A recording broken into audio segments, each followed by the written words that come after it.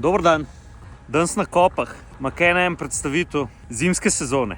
Kaj ti hočem pokazati? Lej, že takle stroj je odličen na terenu. Če pa gumene gojzarje zamenjaš za gosence, je pa tako, kot da bi derej zadubil. Pokažem ti, kako to izgleda, pa seveda se dobi tudi za ta novega Outlanderja, kjer je lopate, no. Pa se veš, da so ti stroji prvič zmogljivi, drugič pametni, tretjič splezajo kamorkoli. Ampak kaj se pa zgodi, ko ti gosence postaviš namesto koles gor? Prva zelo pomembna informacija, da je ta transformacija štirikolesnika v goseničarja traja dobre 2 ure.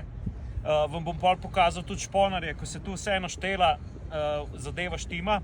Seveda se pa prilagodi stroj, takoj prepozna, da ima namesto koles gor gosence, in kar je pri tem najbolj pomembno, elektronika takoj vrže stroj v delovni način, se pravi, ni možno športnega načina, ker seveda gosenca je namenjena delu. Prilagodi se delovanje servovolana, kar je pa najboljš, je pa to, da pol res dejansko stroj postane celoletno uporaben in tudi v izjemno zahtevnih razmerah na zbitem snegu pač omogoča vse tisto, kar od tazga štirikolesnika pričakuješ. Pogovarjal s Can-Amovimi domačimi inštruktorji, sem jih tudi vprašal, koliko se pozna tu, na koliko moči pobere. So rekli, seveda nekaj pobere moči, zaradi tega, ker enostavno več oprijema, več gibljivih delov, ampak tu še vedno pač ostaja stroj, z njim zmoriš in praktično vse. Ja, pa še nekaj. Ta nov Outlander tudi na gosencah ima elektronsko nastavljivo vzmetenje.